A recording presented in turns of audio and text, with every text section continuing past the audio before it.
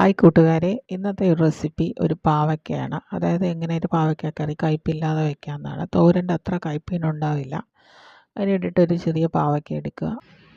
പിന്നെ വേണ്ടത് 10 ചെറിയ ഉള്ളി, പിന്നെ ഒരു ചെറിയ ടൊമാറ്റോയും വേണം. അതുപോലെ ഒരു പച്ചമുളകും വേണം.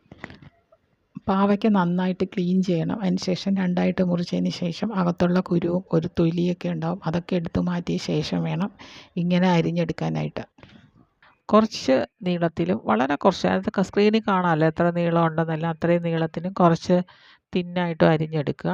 പിന്നെ വേണ്ടത് ഉള്ളിയാണ്. ഉള്ളി ഇതുപോലെ നീളത്തിൽ അരിഞ്ഞെടുക്കുക. ടൊമാറ്റോ നീളത്തിൽ അരിഞ്ഞെടുക്കുക. പിന്നെ വേണ്ടത് പച്ചമുളകാണ്. അതൊന്ന് രണ്ടായിട്ട് കട്ട് ചെയ്തിട്ടാലും കുഴപ്പമില്ല. ഈ പച്ചക്കറിക്കൂട്ട് ഒരു പാത്രത്തിലേക്ക് ഇട്ടതിന് ശേഷം ആ പാത്രത്തിലേക്ക് ആവശ്യത്തിന് വെള്ളം, അതുപോലെ ആവശ്യത്തിന് ഉപ്പ്, പിന്നെ അല്പം മഞ്ഞൾപ്പൊടിയും ചേർത്ത് ഒന്ന് മൂടി വെച്ചിട്ട് ഹൈ ഫ്ലെയിമിൽ നന്നായിട്ടൊന്ന് വേവിച്ചെടുക്കുക.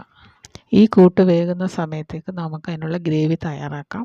അതിനുവേണ്ടി 2 ടേബിൾ സ്പൂൺ തേങ്ങ എടുക്കുക. പിന്നെ വേണ്ടത് 1 ടീസ്പൂൺ ചുവന്ന മുളക് പൊടിയും 1 ടീസ്പൂൺ മല്ലിപ്പൊടിയും അല്പം മഞ്ഞൾപ്പൊടിയും എടുത്തിട്ട് നന്നായിട്ട് ഒന്ന് പേസ്റ്റ് പോലെ അരച്ചെടുത്തിട്ട് ഈ കൂട്ടിലേക്ക് ചേർത്ത് കൊടുക്കുക. ആവശ്യത്തിന് വെള്ളം ഒഴിച്ചു കൊടുക്കുക. ഒരുപാടാവരുത്, ഒരുവിധം നകക്ക നിൽക്കുന്ന വെള്ളം ഒഴിക്കാൻ പാടുള്ളൂ. ഇതൊന്ന് മൂടി വെച്ചിട്ട് ഒന്ന് സെമി ബോയിലാക്കി എടുക്കുക.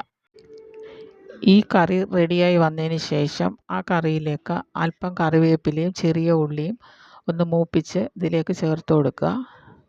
ഇതിന് നല്ല വാസന ഉണ്ടാവും കറിവേപ്പിലയുടെ. പിന്നെ ടൊമാറ്റോ ചേർക്കുന്നതിനാൽ അധികം കയ്പ്പ് അനുഭവപ്പെടില്ല. കുറച്ചൊരു പുളിരസവും കൂടെ ഇതിന് കിട്ടാറുണ്ട്.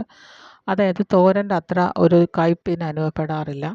എല്ലാവരും ട്രൈ ചെയ്ത് നോക്കുമെന്ന് വിചാരിക്കുന്നു. അതുപോലെ എന്തെങ്കിലും കമൻസ് ഉണ്ടെങ്കിൽ എൻ്റെ വീഡിയോയുടെ കമൻറ്റ് ബോക്സിൽ പോസ്റ്റ് ചെയ്യുമെന്ന് വിചാരിക്കുന്നു. അതുപോലെ ഈ ചാനൽ സബ്സ്ക്രൈബ് ചെയ്യാത്തവരുണ്ടെങ്കിൽ ഒന്ന് സബ്സ്ക്രൈബ് ചെയ്യുക.